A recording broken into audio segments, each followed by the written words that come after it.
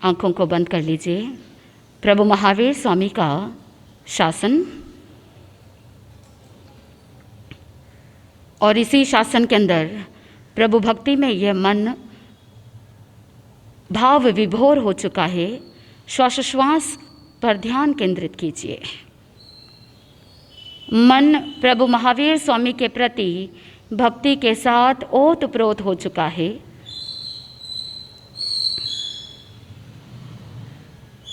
अब तक भगवान महावीर स्वामी के जीवन के जितने भी वृतांत सुने हैं, प्रभु की यात्रा को बस 1 मिनट के अंदर आंखों के सामने आते हुए महसूस कीजिए। प्रभु की यात्रा शुरू हुई थी नए सार के भव से, और यात्रा करते करते ध्यान से देखिए, प्रभु महावीर स्वामी चंड कौशिक सर्प का उद्धार कर चुके हैं। इस यात्रा को आप देख रहे हैं, और इस यात्रा के दौरान आपको कुछ सीखने के लिए शिक्षाएं प्राप्त हो रही है।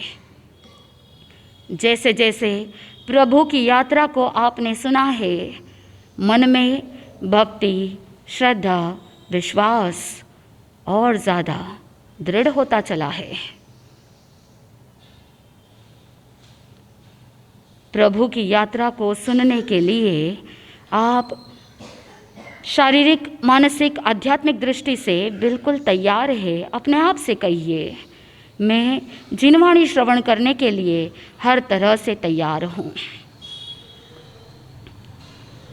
राग द्वेष के विजेता, मोक्ष मार्ग के प्रतिपादक, चरम तीर्थंकर श्रमण भगवान महावीर स्वामी के चरणों में कोटि कोटि वंदन करते हुए, एक भवावतारी, चर्चा चक्रवर्ती, भीष्म प्रतिज्ञाधारी, अखंड बाल ब्रह्मचारी, आचार्य सम्राट पूज्य श्री जयमल जी महाराज साहब के चरणों में कोटि कोटि वंदन। जय गच्छाधिपति, व्याख्यान वाचस्पति, उग्र विहारी, वचन सिद्ध साधक, 12वें पटधर, आचार्य प्रभु श्री पार्श्वचंद्र जी महाराज साहब, मेरे अनंत आस्था के आयाम, मम जीवन उद्धारक परम पूज्य गुरुदेव डॉक्टर श्री पदम चंद्र जी महाराज साहब के चरणों में कोटि कोटि वंदन करते हुए सभी गुरु भगवंतों के चरणों में वंदन करते हैं। गुरुदेव श्री की आज्ञा से आत्मबंधुओं, अनंत अनंत ज्ञानी, सर्वज्ञ, सर्वदर्शी तीर्थंकर प्रभु महावीर स्वामी, जिन्होंने संसार के भव्य प्राणियों को जिनवाणी के माध्यम से बोध दिया। हर एक साधक प्रवचनों के माध्यम से, निर्ग्रंथ प्रवचन के माध्यम से जिनवाणी श्रवण करते हैं, लेकिन 1 घंटा जिनवाणी श्रवण करने के बाद भी इस जीव पर असर क्यों नहीं हो रहा है? जब किसी व्यक्ति को भूख लगती है, भूख लगने पर वो भोजन करता है, भोजन करने पर भूख मिट जाती है। किसी को प्यास लगी, क्या करेंगे? पानी पिएंगे, प्यास बुझ जाएगी। किसी को हेडेक हो रहा है, सिर दर्द हो रहा है, टैबलेट ले ली और उसके तुरंत बाद कुछ समय में हेडेक गायब हो जाता है। लेकिन 1 घंटा जिनवाणी श्रवण करते हैं, जिस जिनवाणी के प्रभाव से जीवन में सुख चाहिए था, जिस जिनवाणी श्रवण से शांति की प्राप्ति होनी चाहिए थी, समृद्धि होनी चाहिए थी, सद्बुद्धि होनी चाहिए थी, लेकिन फिर भी असर क्यों नहीं हो रहा है? क्या कारण है? जिनवाणी इतनी बार सुना, इतने घंटे व्यतीत कर लिए, लेकिन फिर भी जो प्राप्त होना चाहिए था वो लाभ प्राप्त नहीं हुआ। इसीलिए ज्ञानी जन कहते हैं, जीवन के अंदर 3 प्रकार के श्रोता होते हैं। श्रोता का मतलब होता है जो सुनने वाला होता है। 3 प्रकार के श्रोता बताए गए। ठीक उसे श्रोता को समझने के लिए 3 प्रकार की पुतली बताई जाती है। पहले प्रकार की पुतली है जो संगमरमर पत्थर की पुतली है।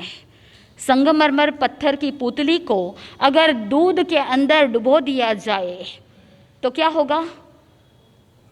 पत्थर की पुतली गीली होगी कि नहीं होगी? गीली होगी। पत्थर डाला है ना दूध के अंदर, जैसे ही पत्थर को दूध के अंदर डाला, उस संगमरमर की पुतली को डालते ही वो गीली तो हो जाती है, लेकिन जैसे ही दूध से निकाला तो पुनः सूखी की सूखी रह जाती है। दूसरे प्रकार की पुतली होती है वो काष्ठ की पुतली यानी लकड़ी की पुतली है, और उसको दूध के अंदर डाल दिया जाए तो वो गीली तो हो जाएगी, वेट तो हो जाएगी, लेकिन निकालने के बाद थोड़े समय के लिए गीली रहेगी, उसके बाद सूख जाएगी। तीसरे प्रकार की पुतली है रुई की पुतली। रुई की पुतली को अगर दूध में डाल दिया जाए तो संपूर्ण रूप से भीग जाती है, और संपूर्ण रूप से भीगने के बाद जब बाहर निकालते हैं तो लंबे समय तक भीगी हुई रहती है, बहुत समय बाद सूख जाती है। आत्मबंधुओं, ठीक उसी प्रकार 3 प्रकार के श्रोता होते हैं। एक ऐसा श्रोता जो संगमरमर पत्थर के समान होते हैं कि जिस समय जिनवाणी सुनते हैं उस समय तो उसका असर रहता है, लेकिन जैसे ही जिनवाणी सुनने के बाद बाहर जाते हैं सूखे के सूखे रह जाते हैं, यानी जिनवाणी का कोई असर रहता ही नहीं। दूसरे प्रकार के श्रोता होते हैं काष्ठ की पुतली के जैसे, कि जिनवाणी श्रवण किया उसका असर रहता है, थोड़े समय बाद भी असर रहता है, लेकिन थोड़े समय बाद वो वापस पहले जैसे थे वैसे के वैसे हो जाते हैं। और तीसरे प्रकार के श्रोता ऐसे जो रुई की पुतली के समान, जो संपूर्ण रूप से भीग जाते हैं, यानी अपने आत्मा के भीतर जिनवाणी को आत्मसात कर लेते हैं और लंबे समय तक उस जिनवाणी का असर उसके जीवन पर रहता है और जीवन में बदलाव लाने के लिए वो बहुत ज़्यादा सहयोगी बन जाता है। अब आप चिंतन कीजिए कि आप किस प्रकार के श्रोता हैं, संगमरमर पत्थर की पुतली के जैसे, या काष्ठ की पुतली के जैसे, या रुई की पुतली के जैसे। अगर रुई के पुतली के जैसे होते तो लंबे समय तक जिनवाणी का असर रहता, आपके जीवन में परिवर्तन आ जाता था। लेकिन बहुत से अधिकांश लोग जो होते हैं वो संगमरमर पत्थर की पुतली के जैसे होते हैं। जिनवाणी सुनते समय तो बहुत बार ऐसा होता है, आपको लगता है कि जब जिनवाणी सुनते हैं, गुरु भगवंत प्रवचन देते हैं, तो वापस बीच बीच में क्या करना होता है, अरे बोल तो दीजिए। आपको लगता है सिर हिलाते रहे तो समनी जी को भी पता चले कि हाँ सुन रहे हैं। और कुछ लोग ऐसे भी होते हैं जो हुंकारा देते हैं, और कुछ लोग तहती बोलते हैं, और कुछ लोग घनी खम्मा बोलते हैं, ये सोच करके कि अगर मैं बोलूँगा, अगर मैं इस तरह से कहूँगी तो समनी जी को लगेगा, गुरु भगवंतों को लगेगा कि हाँ भाई ये जो श्रोता है ये सुन रहा है। लेकिन ये आपकी भ्रांति है। पुराने ज़माने के अंदर आपके माइंड के अंदर ये साइकोलॉजी डाल दी गई कि अगर क्लास के अंदर भी कुछ अध्ययन करते हो, स्कूल के अंदर भी जो भी कुछ लेसन सीखते हो, तो टीचर कुछ भी बोले तो गर्दन हिलाते रहना। ये कोई बार्बी डॉल तो नहीं कि जहाँ पर गर्दन में स्प्रिंग लगी हो और आप ऐसे ऐसे हिलाते रहो। आत्मबंधुओं, चाहे कितना भी सिर हिला लो, चाहे कितना भी हुकारा दे दो, लेकिन जब तक जीवन में परिवर्तन नहीं आता तब तक कोई वांछित लाभ मिलने वाला नहीं है। इसीलिए ज्ञानी जन कहते हैं कि ऐसे श्रोता बनो कि जहाँ पर साधक एक दिन अपनी आत्मा को कल्याण के मार्ग की ओर ले जाए। आत्मबंधुओं, प्रभु महावीर स्वामी का वृतांत आपने सुना कि किस तरह से चंद्रकौशिक का उद्धार किया, और उसके बाद प्रभु महावीर स्वामी उत्तर वाचाल की ओर विहार करते रहे। विहार करते करते बीच में रास्ते के अंदर श्वेतांबिका नगरी के राजा प्रदेशी ने जब सुना प्रभु महावीर स्वामी पधारे हैं और मार्ग के अंदर 5 नयिक राजाएं भी मिले, तो वो राजा भी प्रभु महावीर स्वामी को भाव भक्ति के साथ वंदन करते हैं, स्वागत करते हैं, अभिवादन करते हैं और अपने धर्म का लाभ लेते हैं। आत्मबंधुओं, प्रभु महावीर स्वामी आगे विहार करके सुरभिपुर जा रहे थे, लेकिन रास्ते के अंदर गंगा नदी आई। आज जो गंगा नदी है वही गंगा नदी ये ज़रूरी नहीं है, मैं पहले ही बोल देती हूँ, क्योंकि आगमों के अंदर गंगा, सिंधु नदी आदि का वर्णन मिलता है। भरत क्षेत्र को 6 खंड में विभाजित करने वाले वो गंगा नदी और सिंधु नदी जो द्रह से आगे निकलते हैं और इस तरह से डिवाइड होता है कि पूरे भरत क्षेत्र के अंदर, पूरा भरत क्षेत्र नहीं, केवल 6 खंड को करने के लिए वो बाधित होता है। आत्मबंधुओं, इन्हीं 6 खंडों को चक्रवर्ती साधते हैं। लेकिन आगमों के अंदर जो नाम आते हैं और आज जो नाम मिलते हैं वो सेम है या नहीं है, ये तो केवल ही भगवंत जानते हैं। और ज्ञानी जन ये भी कहते हैं नाम तो किसी का भी कुछ भी हो सकता है, लेकिन गंगा नदी आई और अब नदी का पाट बहुत विशाल था, इसीलिए दूसरा कोई मार्ग नहीं। प्रभु महावीर स्वामी को अगर सुरभिपुर जाना है तो गंगा नदी तो पार करना होगा, और वहाँ पर नौका से पार करने के अलावा दूसरा कोई रास्ता था ही नहीं। प्रभु महावीर स्वामी गए जहाँ वो नौका थी, नौका में बैठ गए। उस नौका का नाविक था सिद्धांत। सिद्धांत नाम का नाविक उस नाव को चलाने वाला था और उसी नाव के अंदर और भी बहुत सारे लोग थे और इन लोगों के बीच में एक निमित्तज्ञ भी था जो निमित्त का ज्ञान जानने वाला था और उसका निमित्तज्ञ का नाम जो बहुत ही विशेष था, खेमिल नाम का निमित्तज्ञ था। खेमिल जो हर तरह से प्रकृति को देख करके या कुछ ना कुछ अलग तरह से निमित्तों को देख करके उसका वापस क्या प्रभाव हो सकता है, उससे भविष्य में क्या घटना घटने वाली है, शगुन अपशकुन वगैरह का भी निमित्त वो ध्यान रखने वाला था। जैसे ही खेमिल निमित्तज्ञ वहाँ पर नौका के अंदर बैठा, नौका रवाना होने ही वाली थी, उतने में दाहिनी ओर से यानी राइट साइड से एक उल्लू बोलता है। जैसे ही दाहिनी ओर से उल्लू बोला, खेमिल निमित्तज्ञ को बहुत बड़ा आश्चर्य हुआ और मन में खेद भी हुआ। अरे ये क्या बात हो गई, ये तो बहुत बड़ा अपशकुन हो गया। ये यात्रा आसान होने वाली नहीं है, कुछ ना कुछ बवंडर जरूर होगा और ये नाव की यात्रा गंगा नदी को सुलभ रूप से, सहज रूप से पार करना असंभव लगता है।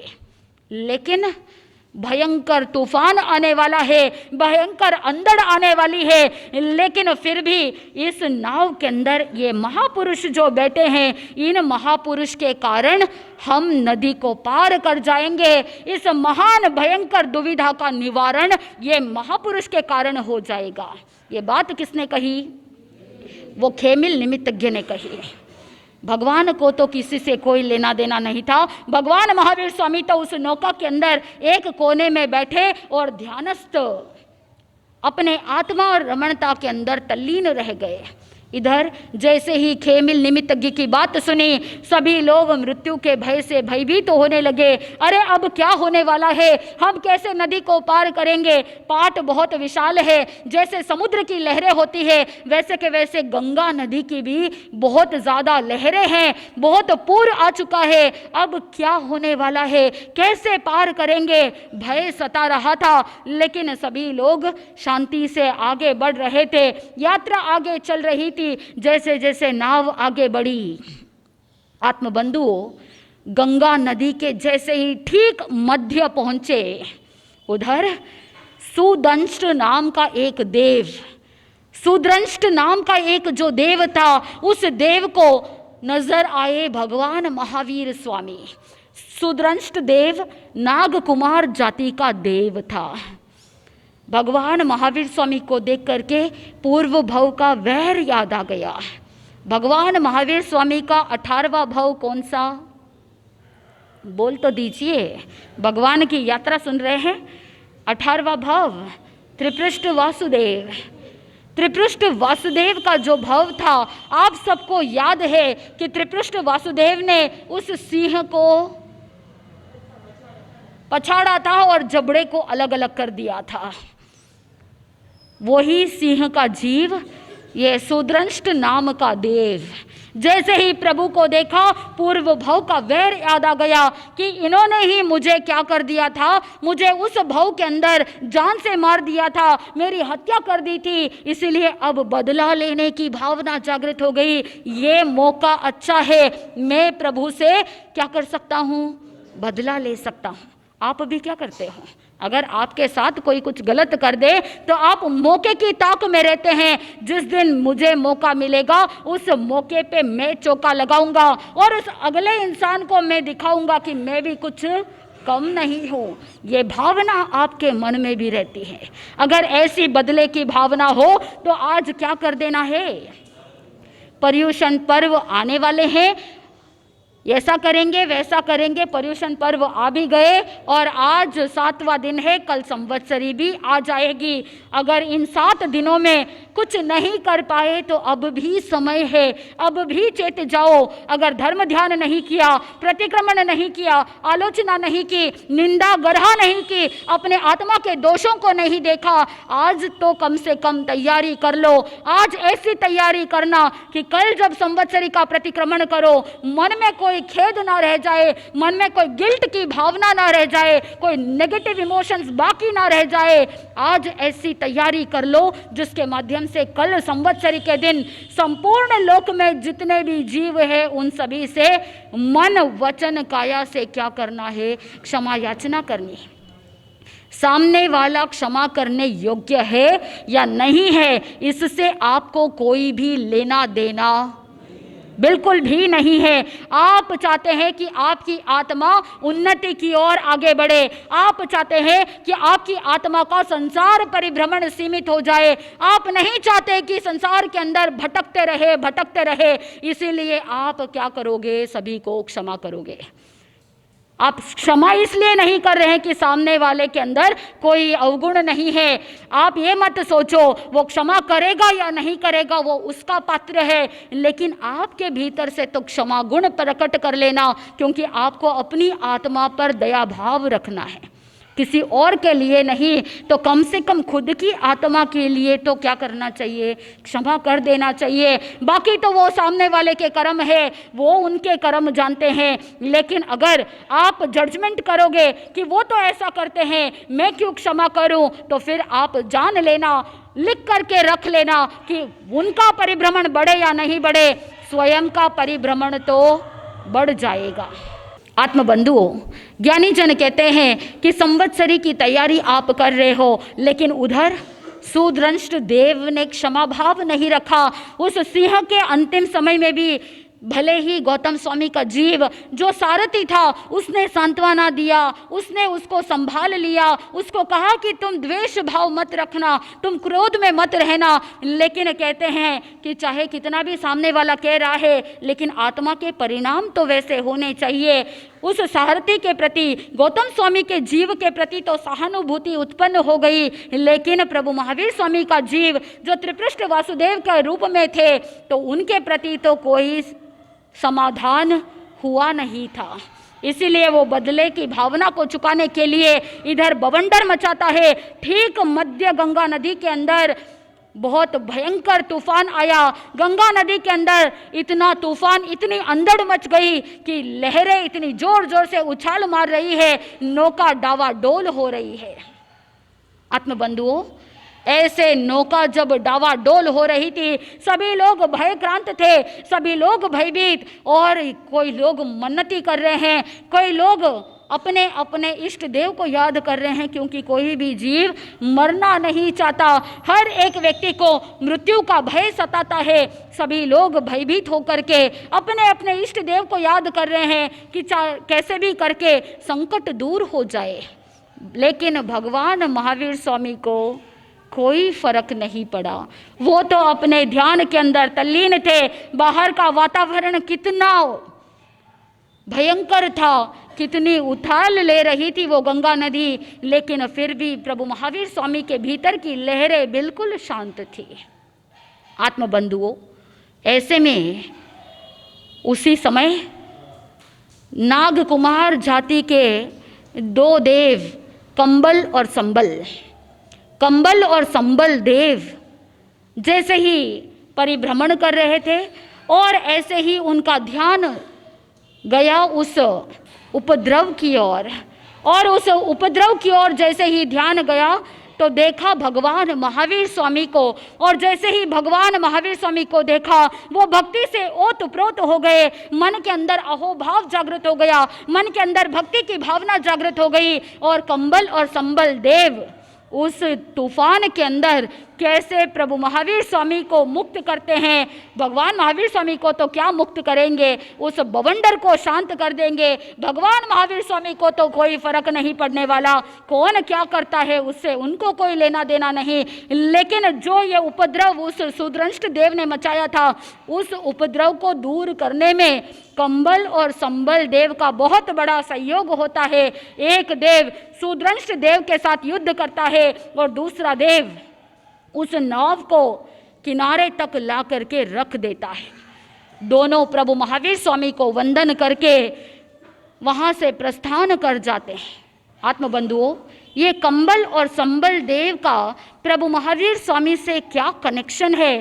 कंबल और संबल देव धर्म के प्रति ऐसी भावना क्यों रखते हैं? पूर्व भव में कंबल और संबल देव को कैसे धर्म के संस्कार मिले, ये सारा का सारा वृतांत आप जैसे जैसे सुनेंगे आपको पता चलेगा कि चाहे तिर्यन योनि के अंदर भी अगर धर्म श्रवण करने का अवसर मिले तो वो अपने आत्मा का उत्थान कर सकता है। कंबल और संबल देव पूर्व भव में बेल थे, तो बेल होते समय उनको कैसे संस्कार मिले, उनको कैसे धर्म की भावना जागृत हुई और वहाँ से काल करके कैसे वो नागकुमार के देव बने और कैसे प्रभु की सेवा में पहुँचे, ये सारा का सारा वृतांत बहुत ही रोचक है कि कंबल और संबल देव ने अपनी आत्मा को कैसे उत्थान की ओर लेकर के गए, तिर्यंच गति से देव गति की ओर कैसे प्रस्थान करते हैं। ये सारा का सारा प्रसंग जैसे जैसे हम सुनेंगे हमारे भीतर भी धर्म के प्रति श्रद्धा और ज़्यादा दृढ़ होगी, आत्मा को आनंद की अनुभूति होगी।